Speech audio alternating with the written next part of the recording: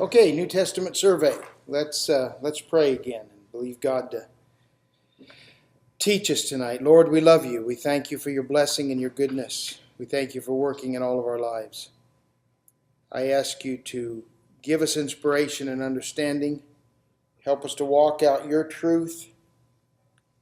Help us to our minds to expand and our understanding to expand so that we can be the men and women that you've called us to be. Bless our time tonight. We thank you for it and believe you for it. In Jesus' name, amen.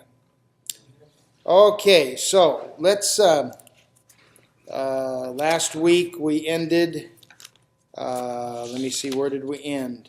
Talking about Jewish society, pagan society, cultural attainments, and the transportation and travel during the New Testament times. Let's talk about the religious world now during the New Testament times. And you see, Christianity didn't grow in a religious vacuum, but it grew in a society with strong, entrenched religious beliefs. And there were five major religions, or religious beliefs, at the time of Christ. Five major religious beliefs at the time of Christ. And we want to talk about these. The first one, number one, is the Greco-Roman Pantheon. Greco-Roman Pantheon. Pantheon. And this primitive religion of Rome was animism. Each person worshiped the gods of his own farm and fireside that he had to deal with in his daily life. Now, the reason we're going over all of this is because it helps you to understand the New Testament itself. We may or may not get into the New Testament itself tonight. If not, we'll start with that next week. We might get started on it. But we need to have a little background. And so their primitive religion was animism. So each person worshipped the gods of his own farm and fireside that he had to deal with in his daily life. And with the growth of the military state and the contact with Greek civilization came a fusion of deities under the Greek pantheon.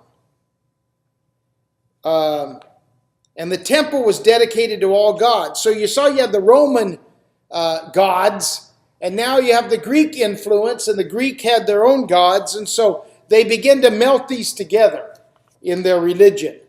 And as an example, Jupiter, which was the god of the sky for the Romans, was identified with the Greek god Zeus.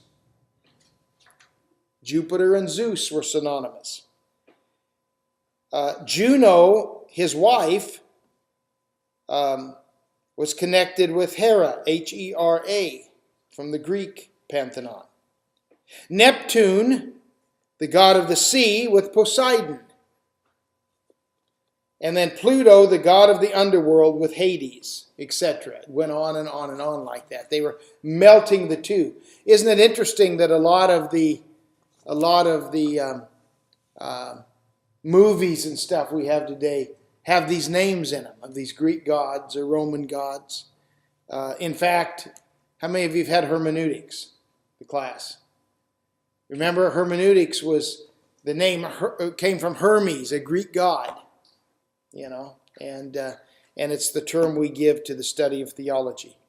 So the worship of the Greek pantheon began to decline by the time of Christ. By the time Christ was born, this worship of the Greek pantheon began to decline. Number one, because philosophy had no place for the gods and openly made fun of them. Philosophy was beginning to grow, and it made fun of these gods and had no place for them. And also, when Rome sacked cities, the question that they always asked themselves was, why didn't our God protect us? These people were wondering, why didn't our God protect us? So the people began to abandon their faith in the gods. and they began to put more faith in the philosophies. The second influence, is this my water, by the way? Can be? Okay. I guess. If the seal wasn't broken, it's all yours. I don't know if it was or not, but it's good. Okay. The second is emperor worship. The second religion, emperor worship. As the empire took over, it seemed the emperor must have something of the divine in him, because he was winning all these battles. And the imperial cult grew out of the ascribing of superhuman honors to the emperor, and out of a desire to centralize all the allegiance of all the people to him. So they began to develop this religion. And after the time of Augustus, each emperor was deified at his death by a vote of the Senate. He became a deity after his death. The Senate would vote it so. The refusal of Christians to participate in this worship caused them to suffer persecution. They didn't believe in this emperor worship. The third religion during this time was what we call the mystery religions. The mystery religions. People were seeking a more personal faith than the state religion or emperor worship could provide. So they were ready for any sort of experience that would help them connect with deity. And hence we have the mystery religions. And these religions were generally from the East. They each were alike in certain ways. Let me give you 4 ways that these mystery religions were all alike.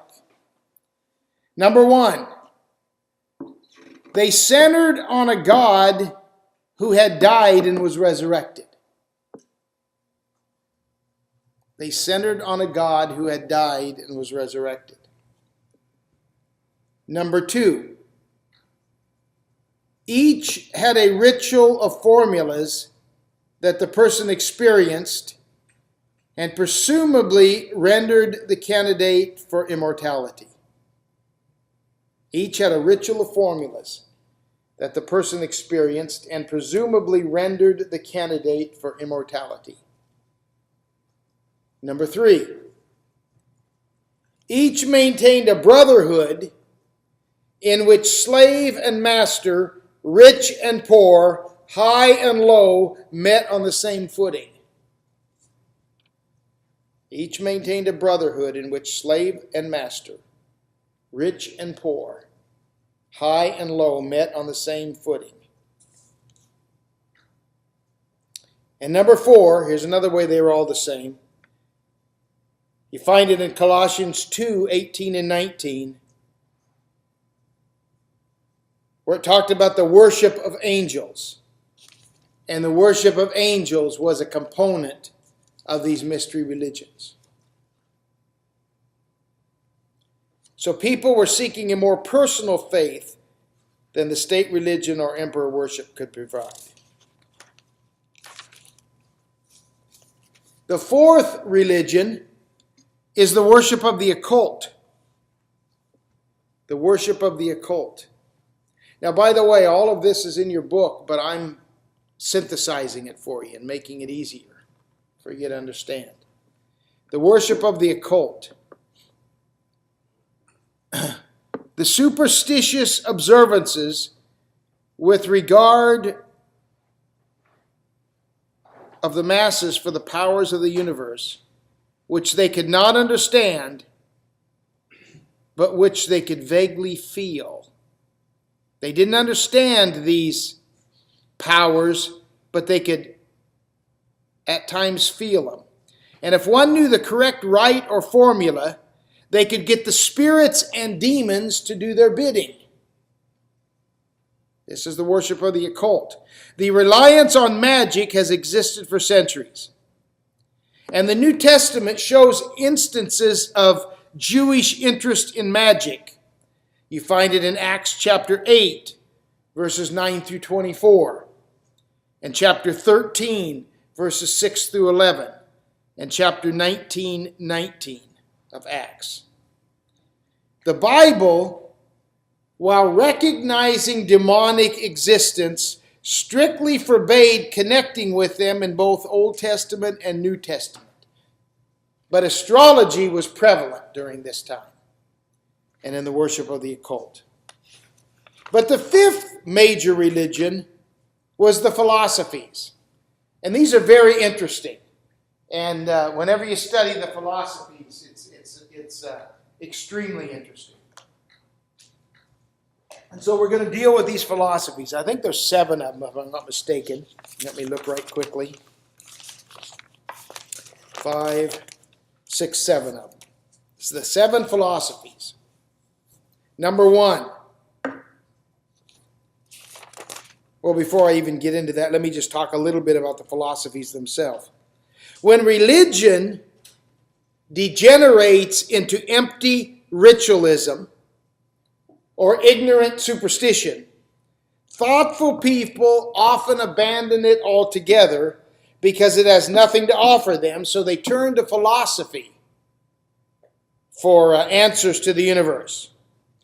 And philosophy is the attempt to correlate all existing knowledge about the universe into a systematic form and to integrate human experience with it.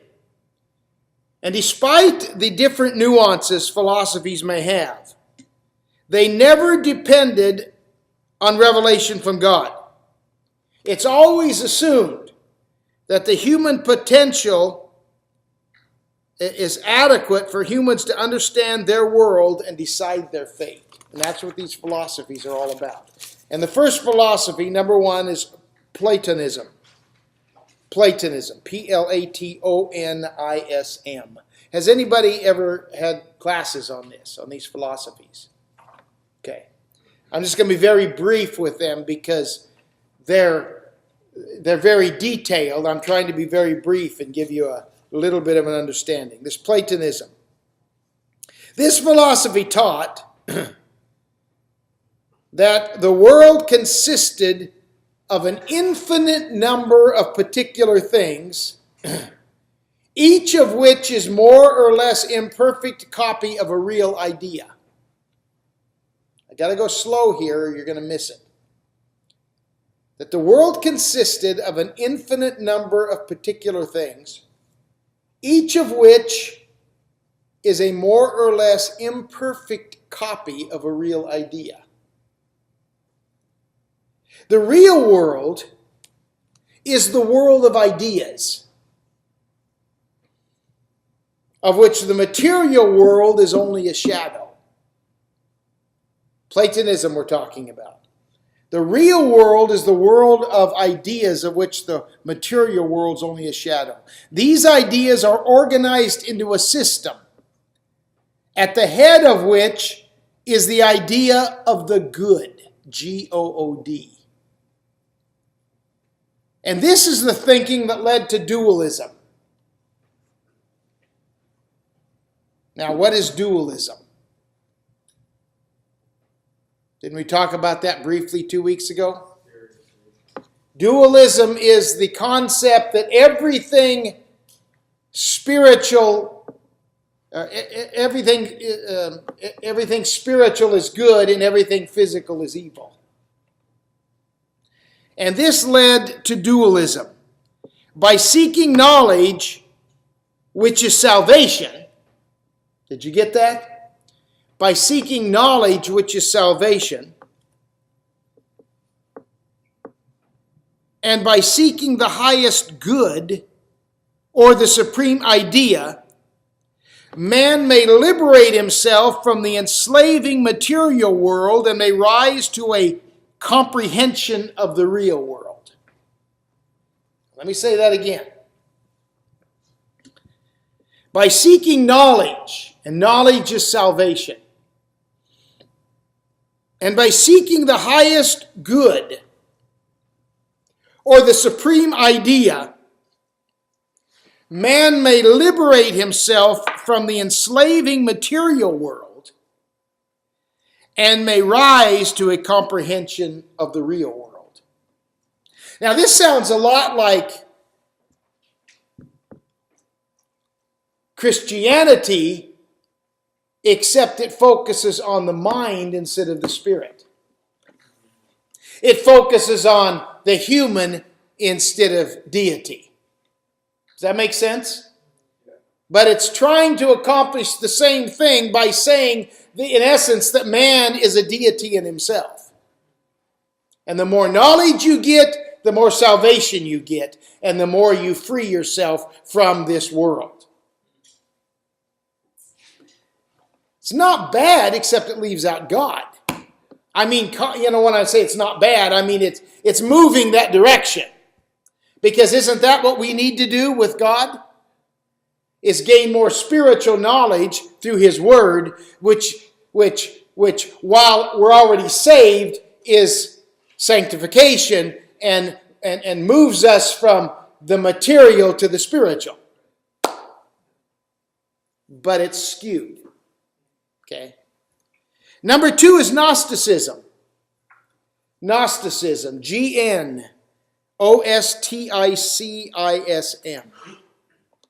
And you're going to see this word time and time again in theology books and in classes.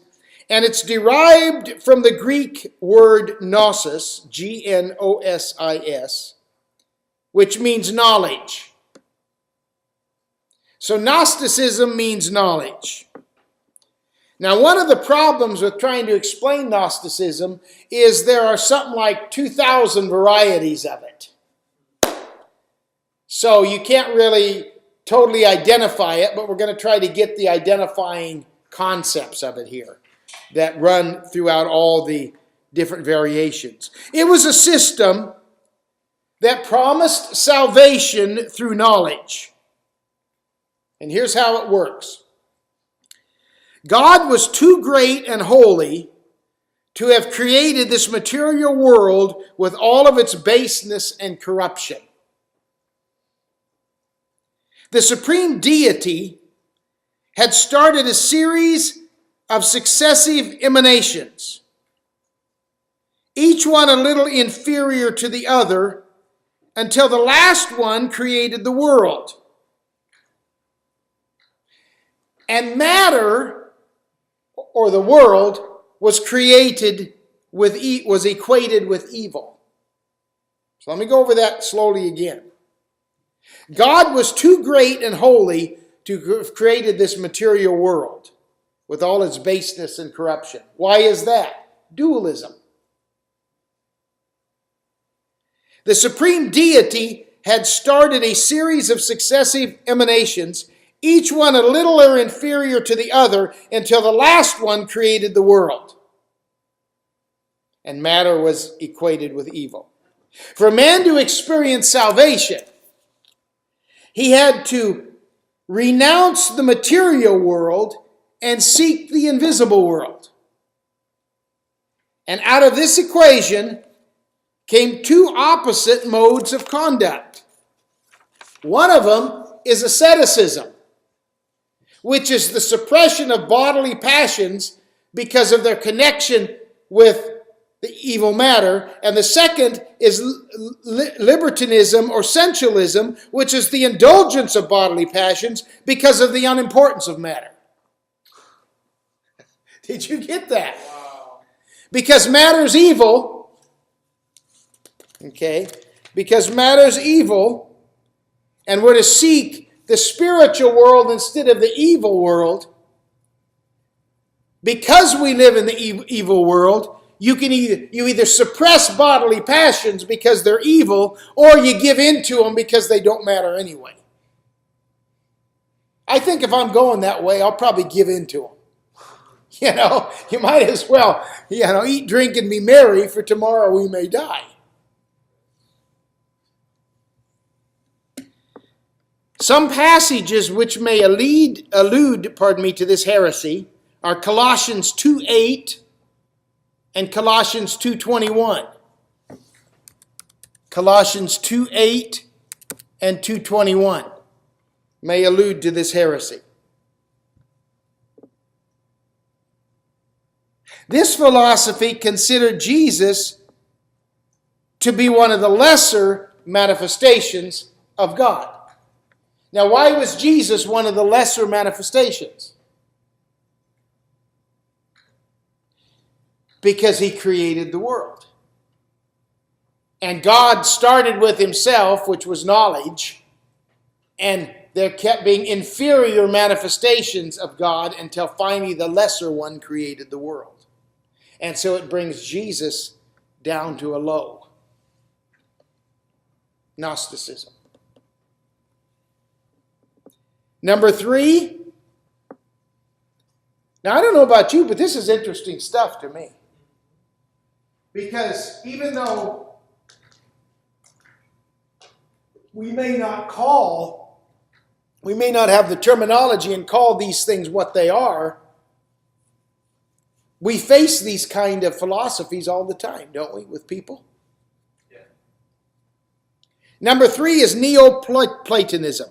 Neo-Platonism. When you see neo before a word, what does it mean? New. Neoplatonism, New Platonism. We already talked about the old Platonism. Now the new.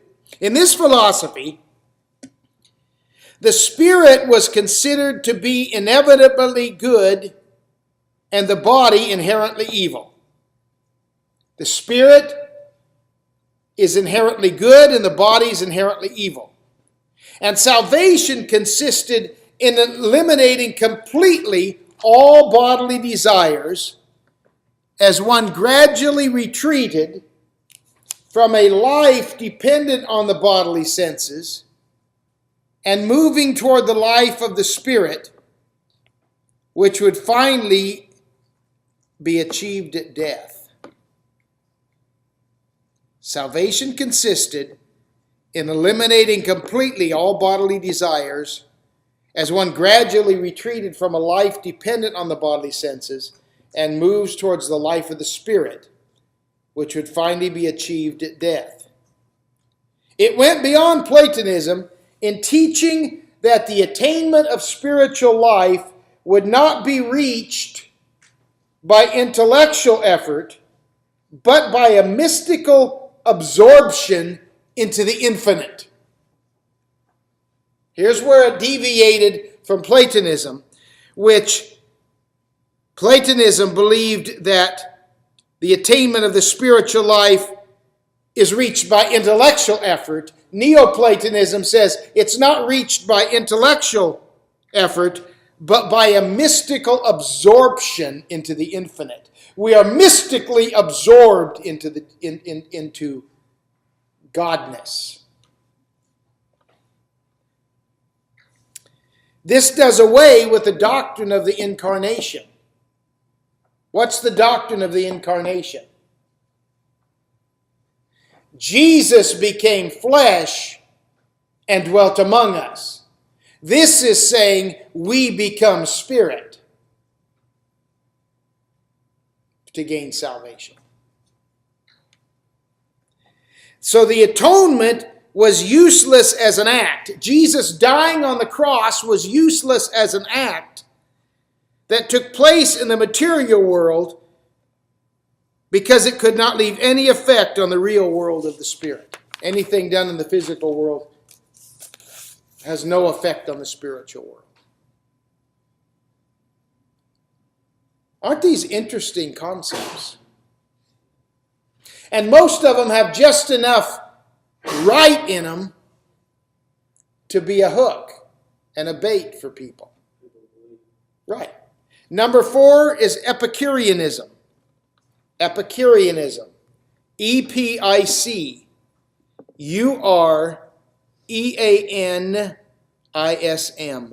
Epicureanism.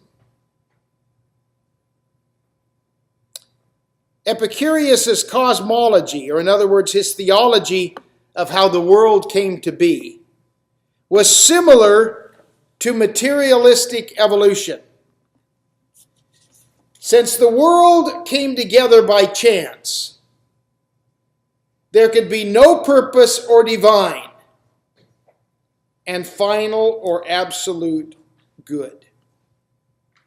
Since the world came together by chance, there could be no purpose or design and final or absolute good. The highest possible good to Epicurus was pleasure, or the absence of pain. The highest possible good is pleasure, or the absence of pain. He didn't advocate sensuality, but one should choose the choice of those enjoyments which would give the longest and fullest satisfaction to the individual. And this philosophy was anti-religious. No creative power was necessary. They did speak of gods, but they were confined to a distant haven of bliss when they enjoyed their own society and had no interest in the affairs of men. The gods were up there having a ball, but had nothing to do with men. So you are to seek for pleasure and the absence of pain. Number 5 is Stoicism. Stoicism. And for those of you that may think, boy, doesn't he ever quit talking? I've been talking like this except for an hour since 1 o'clock this afternoon. I taught a 3.5-hour class before I came here. So about this time I start talking out. Okay? Stoicism. This philosophy taught that the universe is controlled by an absolute reason. Capital A, capital R. An absolute reason. Or divine will immanent in it and pervading it thoroughly. It's not God, it's an absolute reason that invades and permeates the world, the universe.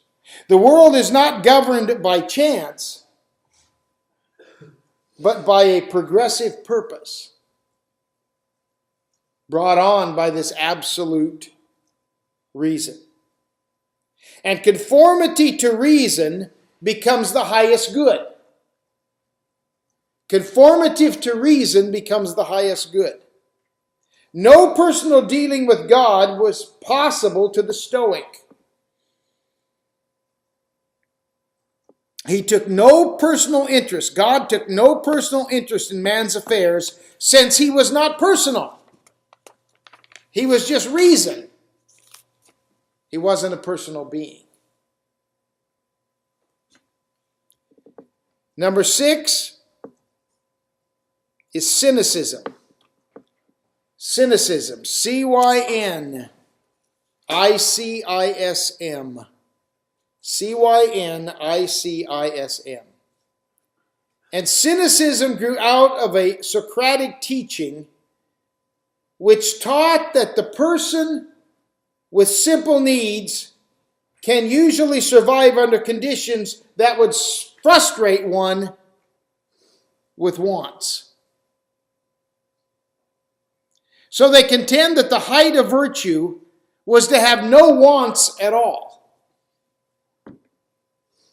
They tried to abolish desire, and they became strict individualists. Strict individualists.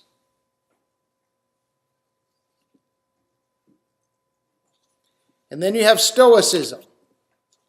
Number 7. Pardon me, not Stoicism. Skepticism. Skepticism. S-C-E-P-T-I-C-I-S-M. Skepticism.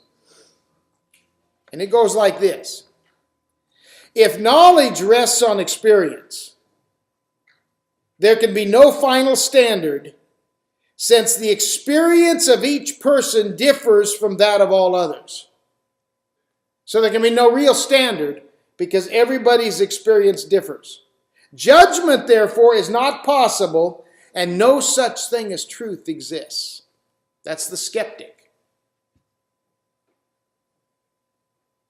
There's no absolutes, and therefore there's no judgment, because no such thing as absolutes or truth exists. Interesting stuff. Any questions or comments you'd like to make? So this was Christians that began to believe these, or just worldly? It was the religions during the time of Christ. The things that the church was having to battle, which, as I said, sounds a lot like what we're facing today.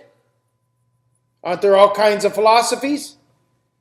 Mystery religions. Some of this drug stuff is mystery religions. And so in essence, man is different, but men are always the same.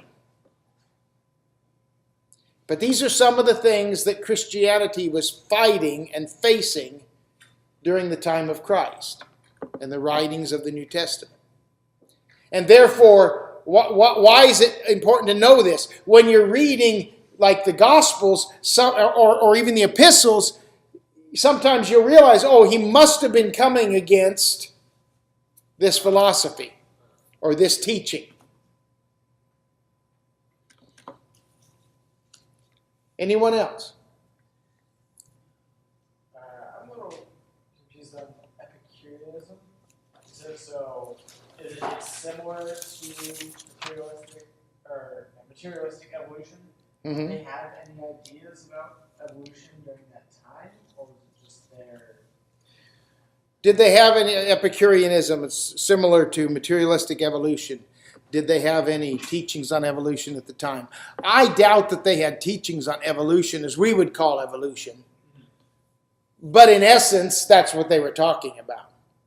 Okay? Whether they even gave it that name or not, I don't know. But that's our way of identifying it. Okay?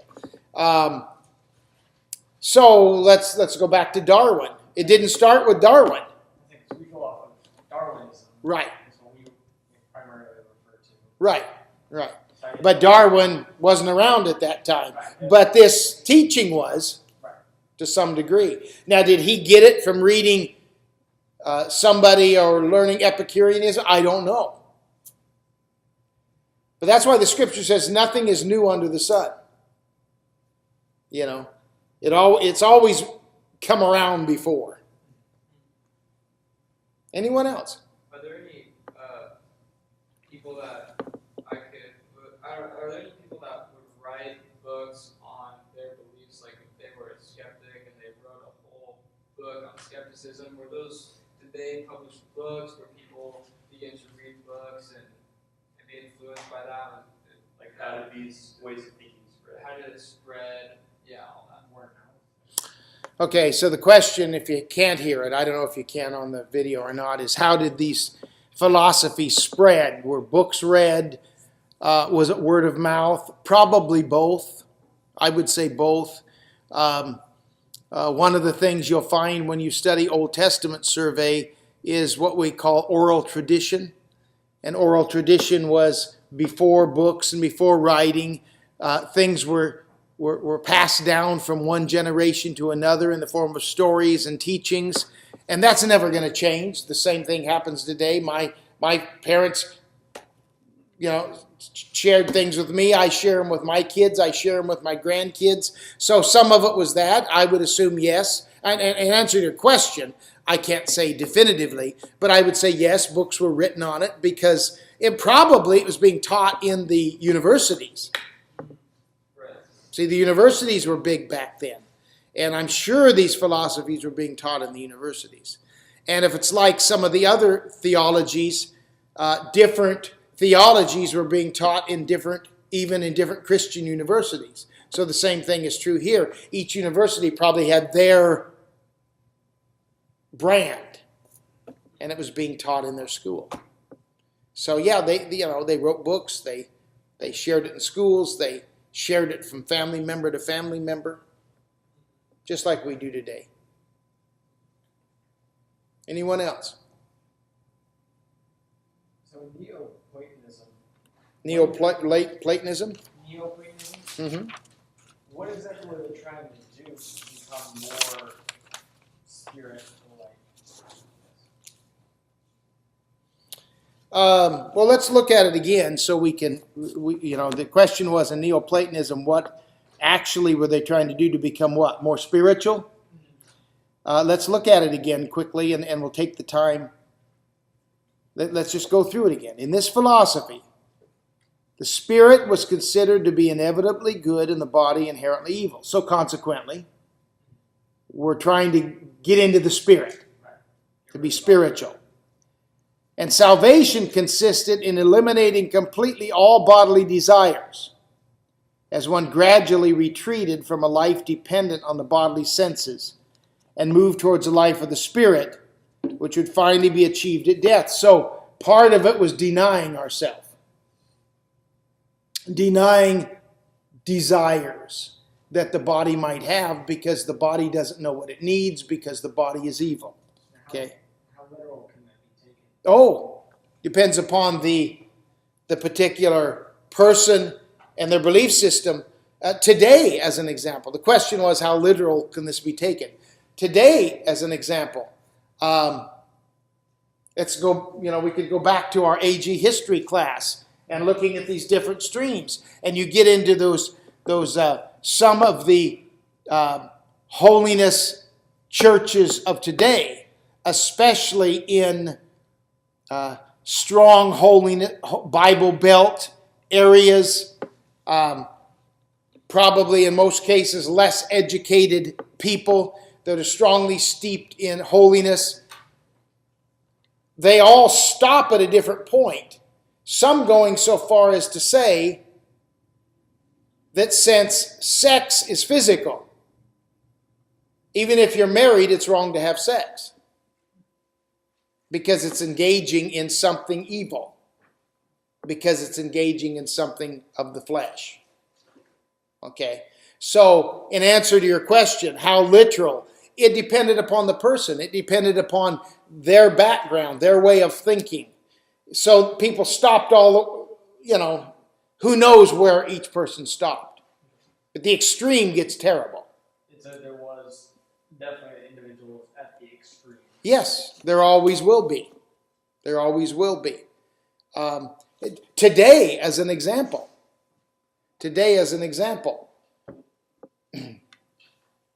most people live in the extreme. What do I mean by that? I mean, I was a person like that when it come to my weight. I either ate anything I wanted and got as big as I wanted, or if I went on a diet, you could put lemon meringue pie in front of me, which I would die for, and I wouldn't touch it. Whereas the real balance is losing a little bit of weight at a time, and if there's lemon meringue pie, instead of eating half a pie, eating a slice that big.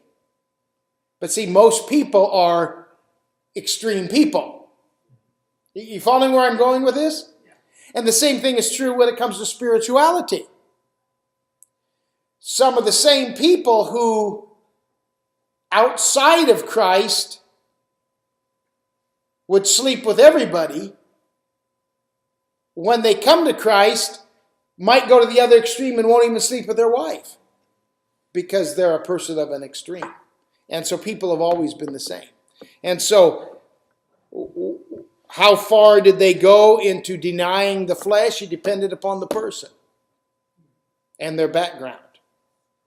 And it went beyond Platonism in teaching that the attainment of spiritual life would not be reached by intellectual effort, which is what Platonism taught, but by a mystical absorption into the infinite. So in other words, the more you deny yourself, the more you're being absorbed into the eternal good.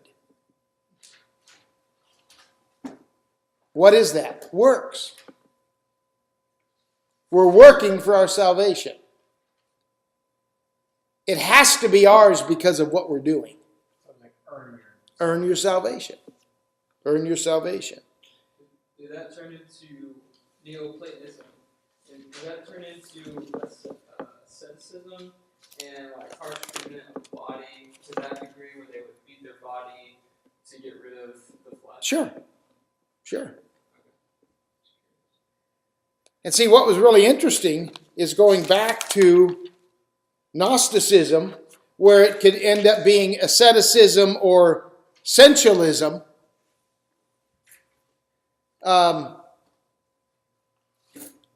Most people probably went with the asceticism because they felt the more I can beat my body, the better off I'm going to be. Which, listen carefully to me, and I'm not trying to, because not all Catholics are this way, but you hear of people going to the Holy Land and climbing up the steps on their knees, and kissing every step on the way, What is that? That's what we're talking about here, in a sense. See. Did Paul, when he was going to school before he met God on the road to Damascus, did Paul practice these kind of theologies? Did he believe in those? Did he have a certain theology that he leaned towards? Because it makes me think, when I'm reading like Colossians, for example, where Paul is literally combating like the belief of that church in Colossae about asceticism, when they, harm their body to reach holiness. He was very educated in like combating that. He knew exactly what to tell them, like this is wrong, this is fine. Is that because he was involved with that kind of theology, and then when he met God, like God completely, changed his point of view and the way he thought? Possibly. If you can't hear it on the video, in fact, one of you people, let me know if you can hear this stuff so I won't have to announce it. The question was, Paul was able to combat some of this in Colossians. Was it because that's the way what he had come out of, the way he had lived? And in answer to that question, I really don't know, because it could have been, but I think in my feeling would be that even more so than that, this is a case for us to become knowledgeable about the beliefs of people so that we can become all things to all men. I think that's why it's important for us as Christians to study other disciplines and to become knowledgeable about these philosophies and different things, so that when confronted with them, we're not blindsided. We already understand them, and we know how to confront them with Scripture. Now, I wouldn't say that to a young Christian who isn't really committed, because they might study some of this stuff and it get them a wrong direction. But when we're strong in the Word, we need to understand what people are thinking and what makes them tick, so that we can help them move from that to faith in God. Anyone else? Some interesting stuff, isn't it? Very, very interesting. Very, very interesting. Now, I don't have time in this class. As you know, our classes are only 5 weeks long, and in reality, this one's only 4 weeks. So I don't have time to deal with the concept of Judaism from pages 80 to, 114 in your book. But in there, you're going to be reading it, so I just want to familiarize it. It talks about the origin of Judaism, the theology of Judaism, the importance of the temple, the importance of the synagogue, the sacred year, the educational system of Judaism, the literature, and the sects of Judaism, and the diaspora. And it deals with all those issues on those pages 80 to 114. You're going to want to read those. You're going to want to understand those. Very interesting reading. In some classes, I've had groups break up and do a report and bring that report to us, but we don't have time in this class to do that, so I just want to make sure that you don't pass that up. It's vital to your getting a feel for for the New Testament. Any other questions or comments before we change gears and go a different direction here? Okay, let's begin by going into a little bit on the background of the New Testament at this time before we get into the actual books. The name New Testament comes from the Latin word Novum Testamentum, Novum Testamentum, Novum Testamentum, which is a translation of the Greek, and I'm not going to read all of that to you. But the Greek term New Testament meant a last will or testament. A last will or testament.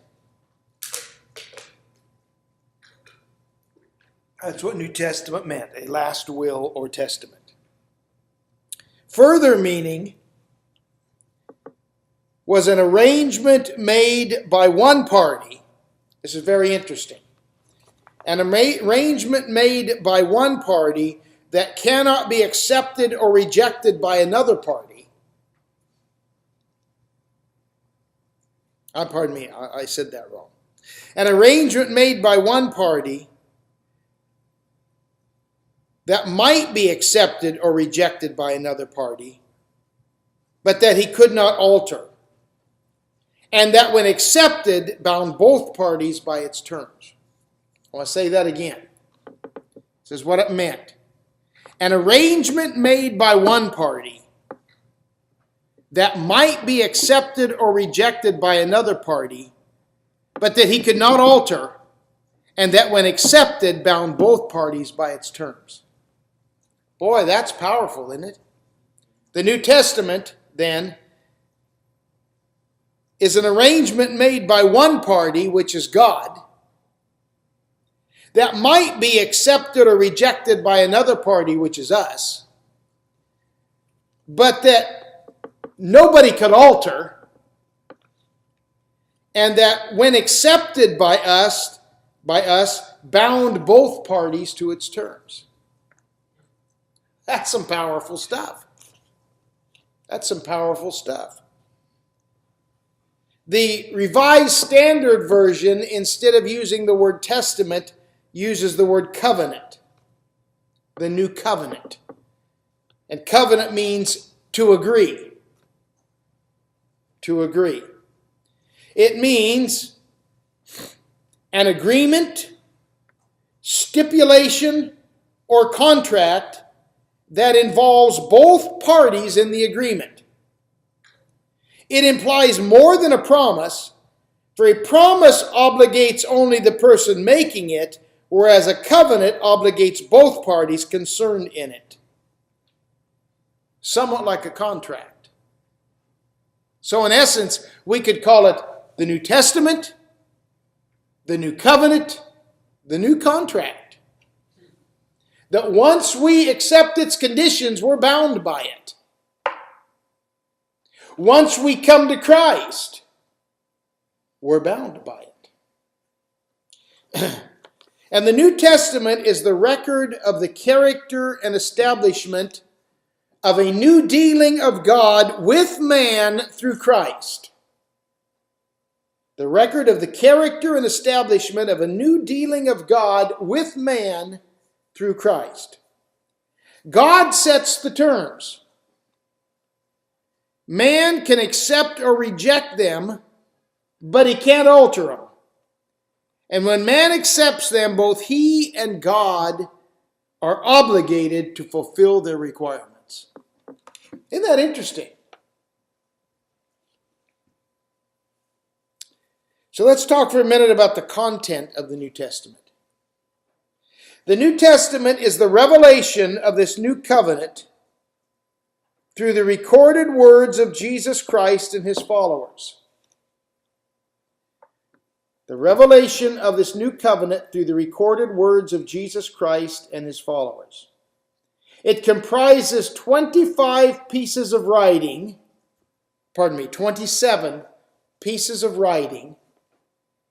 by 8 or 9 authors. Why do we say 8 or 9 authors? Hebrews. We don't know who wrote Hebrews for sure. So it's either somebody who had written one of the other books or it's somebody different. So we say it's 27 books by 8 or 9 authors. And it's written over a span of about 50 years. Now you'll want to know this stuff because it's probably going to be on your exam. It's written over a span of about 50 years. From like AD 45 to 100. During that span, AD 45 to 100. And its contents are classified in 3 ways. First is literary character. Literary character. The second way is it's classified by authors. And the third way it's classified is by periods. Its contents are classified in 3 ways. By literary character, number 1. Number 2, authors. And number 3, by period. So let's talk about those. First, the literary character. The first 5 books are historical in nature. What are the first 5 books? Gospels and Romans.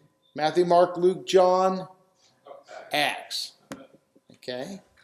The first 5 books are historical in nature. The first 4 are the narratives of Christ.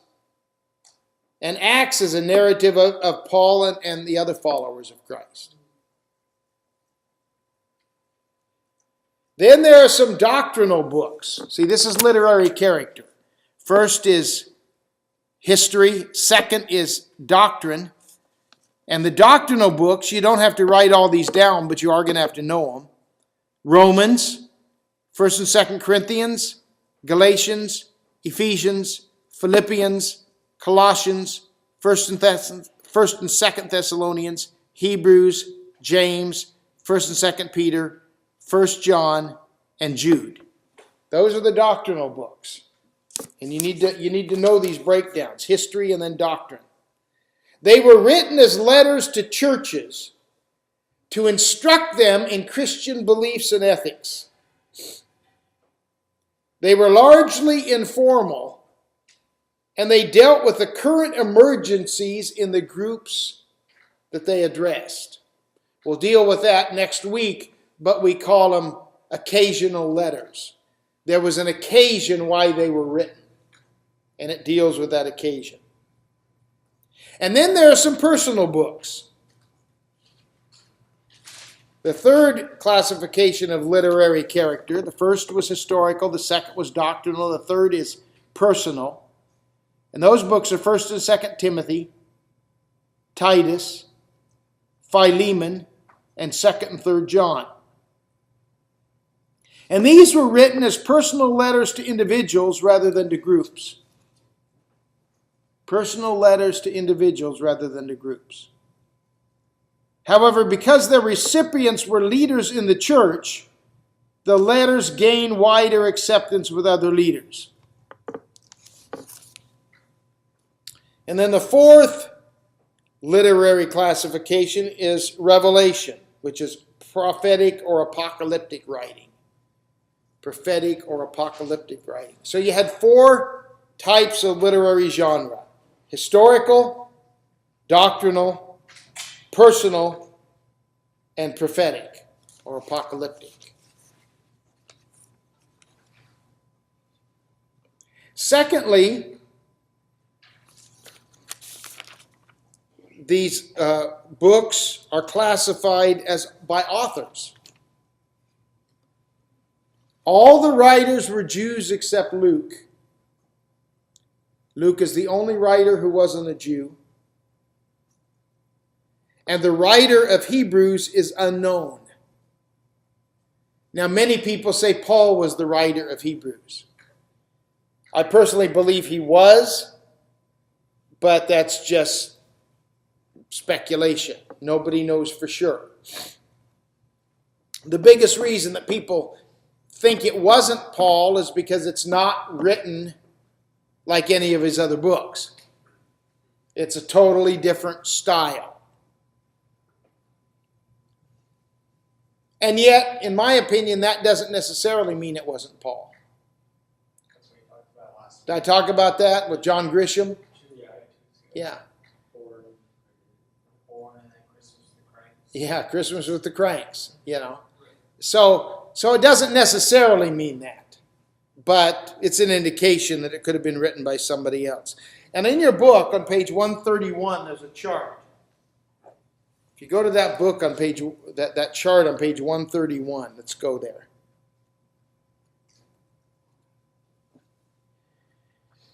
And you see on that chart the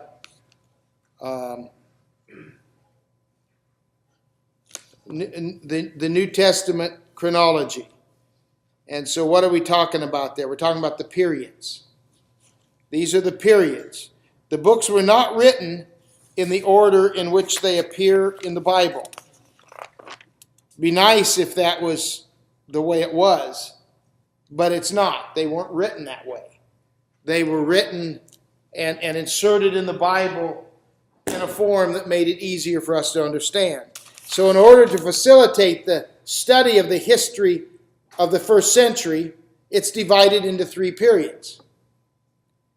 And the first is the period of inception. The period of inception, I-N-C-E-P-T-I-O-N. And this period covers the lifetime of Jesus, from 6 BC to 30 AD. From 6 BC to 30 AD. This period is covered by the Gospels. Then you have the period of expansion, E-X-P-A-N-S-I-O-N. The period of expansion. And the period of expansion was from AD 30 to 60. And this was the development of the missionary efforts, the expansion of the church. And in this period, it's covered by Acts and some of the Pauline epistles.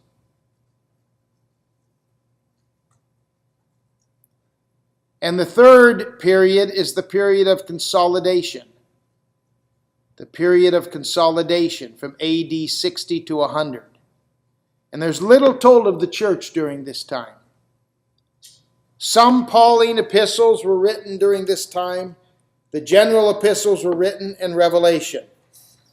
And the church was becoming a recognized institution during this period.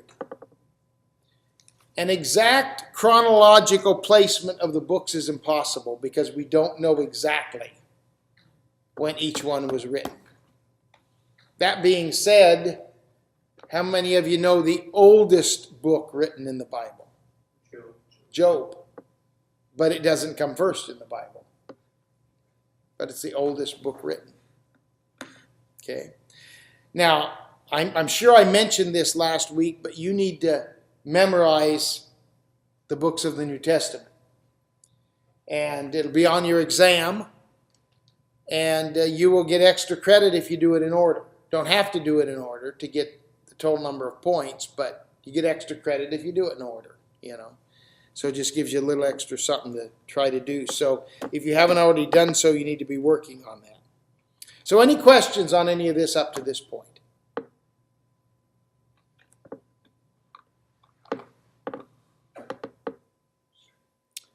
Okay, let's begin talking about the Gospels.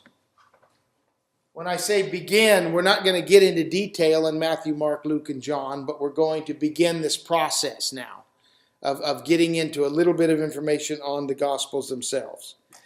And the Gospels do not claim to be exhaustive accounts of Christ's life. You find that, let's look at it in 2 different locations. The first one is John chapter 20 and verse 30.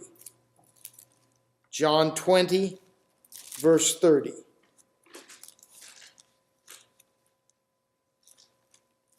Almost there.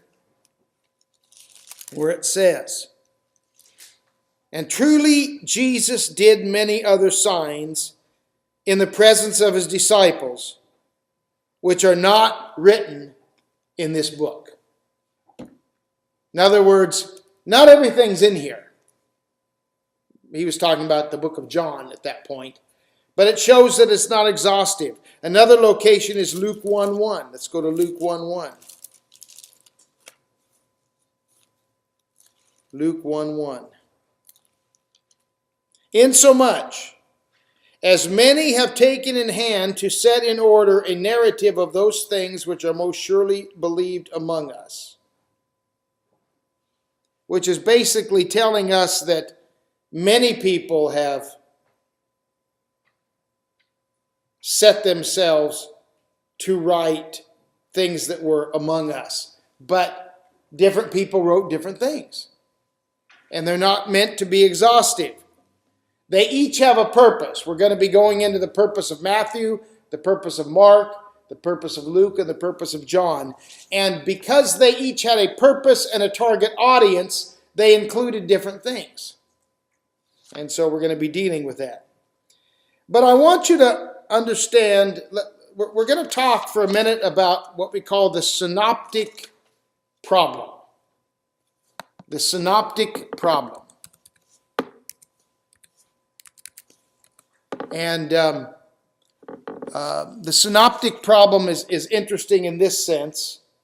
The word synoptic itself comes from two Greek words meaning together and to see. Together and to see. And the synoptic gospels are a common view of the life of Christ. They're the ones that work together and seem to be the same. Now, what gospels do we include in the synoptic gospels? Luke and Matthew. Pardon me? Is it Luke and Matthew? You're getting close. First three. The first three, Matthew, Mark, and Luke, are the synoptic gospels, meaning the ones that are the most the same. In fact, John is so different from Matthew, Mark, and Luke that there are people who say that John isn't inspired and shouldn't be in the Bible because it's so different. I have a book in my library, and it's entitled something like The Reliability of the Gospel of John. In other words, can we rely on it? And of course, the author who wrote it has a resounding yes. But it's different than Matthew, Mark, and Luke, which are the ones that are similar. And that's what synoptic means. They're similar. To see together, they're similar. But we have what we call the synoptic problem. And here is the synoptic problem. If the three synoptic gospels are totally independent of each other in origin and development, why do they resemble each other so closely, even to exact verbal agreement in many places? In other words, we believe that a different person wrote them, Matthew, Mark, and Luke. And if they're totally independent of each other in origin and development, why do they sound so much the same? Even to the fact that there are some words that have verbal agreement. If, on the other hand, they have a literary relationship to each other, how can they be three independent witnesses to the deeds and teachings of the Lord Jesus Christ? So here's the question. Did the writers of the Gospels copy each other's works? Or did they use a common source? Or did they collaborate? Did they copy one another? Or did they all have a common source? Or did they collaborate, sit down and talk about it together? So there are three proposed solutions to the synoptic problem. And I want you to know this because this is probably going to be on your exam. There are three possible solutions to the synoptic problems. Really three theories. The first theory, number one, is the theory of oral tradition. The theory of oral tradition. And this is the oldest theory. And it's the assumption of the church fathers. This is what the church fathers thought as to why they were so much the same. The assumption is that the writer either possessed personal knowledge of Jesus' works and teachings, or he was reproducing the content of preaching that he heard from some apostolic authority. The assumption is that the writer either possessed personal knowledge of Jesus' works and teachings, or he was reproducing the content of preaching that he heard from other apostolic authority. The theory assumes that the facts concerning Jesus had been collected and organized, then memorized, and finally delivered orally in a fairly fixed form. So oral tradition. It came down through the centuries because it had been fixed and memorized and passed down. And that's how they were so much the same. Okay? That's the oldest theory, the theory of oral tradition. The second theory, number two, is called the theory of reciprocal borrowing. Reciprocal borrowing or mutual interdependence. The theory of reciprocal borrowing or mutual interdependence. In other words, the Gospels borrowed from each other. The Gospel writers borrowed from each other. But this seems unlikely since there are so many discrepancies in the material used or not used. Why did two of them use this, but one of them didn't use it? Why did one use this and the other two didn't? There seems to be too many discrepancies for this to be the theory of reciprocal borrowing or mutual interdependence. The third theory is the theory of the documentary hypothesis. The theory of the documentary hypothesis. I'm going to give you another term for it. The priority of Mark. The priority of Mark. This theory says that Matthew and Luke built their Gospels using Mark as a source.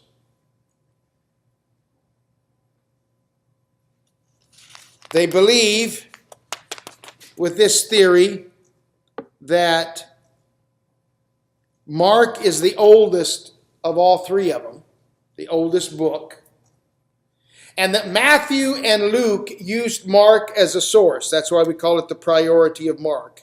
And Matthew and Luke built their Gospels using Mark as a source.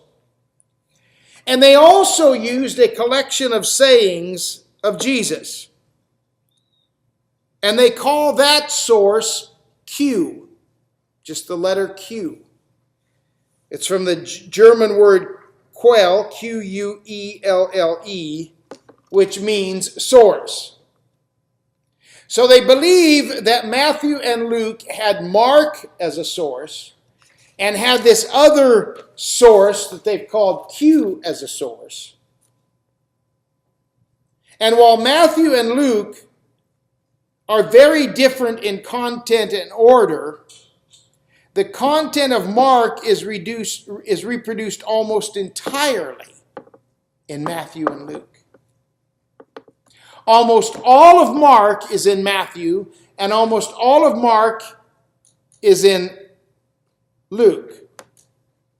And since some discourse material, like the Sermon on the Mount, which is common to both Matthew and Luke, do not appear in Mark, the assumption is that they also had another source called Q. Because almost all of Mark was in Matthew, almost all of Mark was in Luke, And there were other things that were the same in Matthew and Luke that weren't in Mark. So the hypothesis says, the theory says, that they had two sources that they used to build their Gospels. Mark and this other source they call Q. It must be noted, though, that there is no such evidence that Q even exists. Just that we see the similarities. So if that's the case, you have something like this. Mark plus Q plus Matthew equals Matthew. Mark plus Q plus Luke equals the book of Luke. The reason they think this is almost all of Mark is in both Matthew and Luke. And there are some things that are completely the same in both of these, indicating they had another source. Then they added their own stuff to come up with their own book. That's the theory called the official term, what was it? The theory of documentary hypothesis. I've called it the priority of Mark. Now, I personally think this is true because of the way, it shows up. But it's a theory. We have no way of knowing. As I said, we don't even really know if there was a Q. We assume there was by using what? Internal evidence. Things we find in both Matthew and Luke that are the same internally gives us the impression that they had another source to go by. Any questions on that?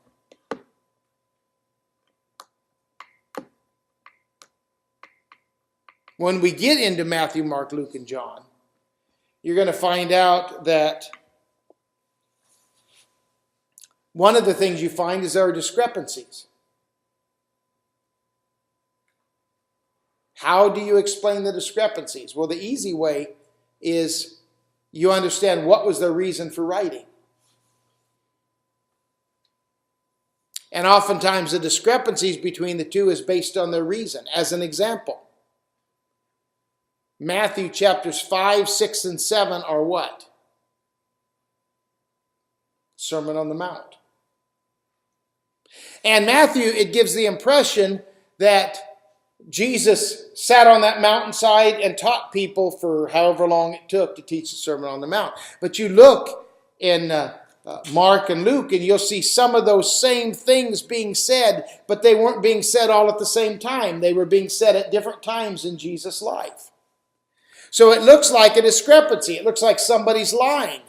But Matthew did not say Jesus sat here and taught all this. In that, he was just combining all these things that he had experienced or heard and put them in one location because of the target group that he had. Which is why it looked like a discrepancy, but it's not. They had a different purpose. The same thing is true. We can do this little illustration of somebody walking through here and coming over to Alex and whopping him on the head and taking off. And let's say, man, we got to call the cops. Did you see that? What that guy just did? What was he wearing? One person says, well, he was wearing red shoes and a white hat. No. It was white shoes and a red hat. We're all going to tell our account. We just saw it differently.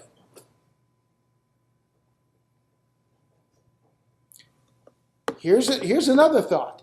Jesus, Matthew, Mark, and Luke are all sitting there. This is just coming off the top of my head. They're all sitting there, sitting in here, and Jesus comes in and he teaches for 10 minutes. And then they all record in their gospel this encounter. And they're all going to be different. because they're all hearing based on their pre-assumptions and their cultural glasses. Isn't that true? Yeah. I said something tonight, and all 5 of you in here heard it differently. Based on our past and our process. And so we say, well, how can we expect more from them? Well, they were inspired of the Holy Spirit. I hope you are too. Is this making sense to you? Okay. So let's have a final thought on the Gospels before we actually get into them. The purposes, which I've been talking about to a degree, the purposes of the writers need to be taken into account. While they possessed much material in common, they put it to different uses and organized it into different frameworks under the direction of the mind of the Holy Spirit. Questions? Comments?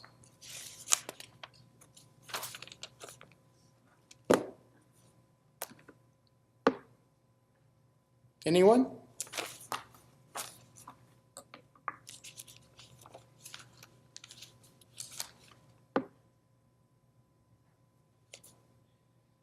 Okay, let me give you this and then we'll quit here. Let's just start with Matthew, Mark, Luke, and John. And I'm just going to quickly give you a few thoughts about each one because you're going to be reading this stuff in your book in greater detail. Let's talk about Matthew. The author is Matthew. And there's very little dispute to whether Matthew wrote this or not. Some of the books are disputed heavily, but Matthew is not. And there's a couple reasons why there's not much dispute. Number one, he was not a strong personality in the apostolic band, so there was little need to use his name. Sometimes the dispute arises because people wanted to use a strong personality's name, but Matthew didn't have a lot of clout. He wasn't like Peter, so there was little use for that. And there was early acceptance of Matthew as the writer. The apostolic fathers, the church fathers, all considered him to be the writer, or most of them. The date of the writing, and you're going to want to know all this for your final. The date of the writing was AD 50 to 70. AD 50 to 70, according to your author. I would say a closer date would be 65 to 69. And I'd really rather you use that. 65 to 69. And the place of writing, it's generally accepted that he wrote it in Antioch.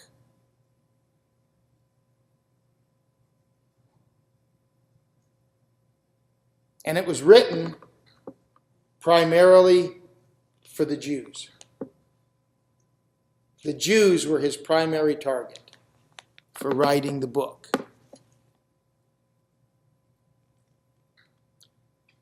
The next one is Mark, of course. And Mark is considered the gospel of action. There's more action in Mark than there is in the other books. The gospel of action. The author is Mark. The date of the writing is about 64 to 65 AD. 64 to 65 AD. The place of the writing is Rome.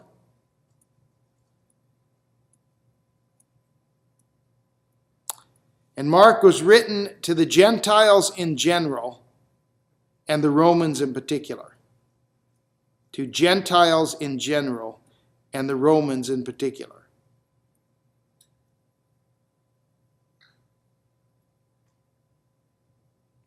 Then you have the Gospel of Luke. And the author is Luke.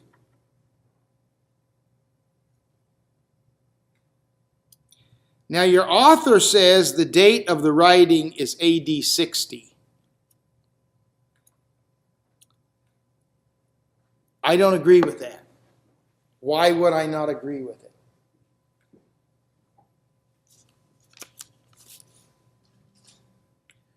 I don't agree with it because I believe in the priority of Mark. And if Mark wasn't written till 64 or 65, then Luke had to have been written after 60, after 64 or 65. So I give it a date of 65 to 70.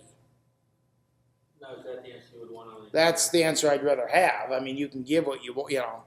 I'm going to accept either one, but I'm just giving you what I think is more accurate. So it's like either your answer or what's in the book. Yeah, that's okay. Interchangeable. Okay, I just want to make sure. Yeah. I'd say 65 to 70.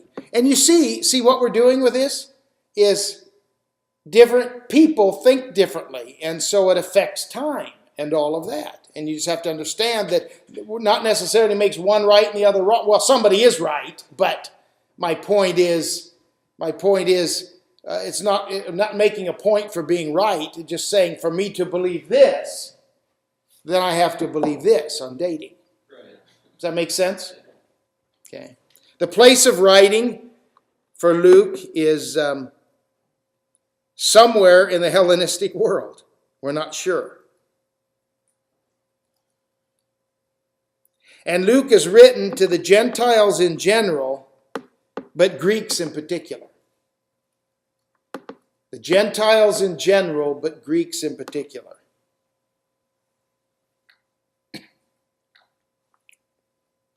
And then you have the Gospel of John. And the author is John. And the date of writing is the close of the first century, somewhere around the end of the first century. The place of writing is Asia Minor, probably Ephesus. Asia Minor, probably Ephesus. And it's written to Gentiles. It's written to Gentiles. Now, that being said, Matthew was written to Jews. Mark was written to Gentiles, but Romans in particular. Luke was written to Gentiles, but Greeks in particular. And John was written to Gentiles. Can you see why they used the material they used? They had a different target audience. Can you see why Matthew was put first in the Bible? It's written to Jews, and they're trying to bring the Jewish mind over into the New Testament. So therefore, because they have a different audience, they use different material, and they highlight different things. And therefore, some things look like they are contradictions and discrepancies, but they're not. Any questions?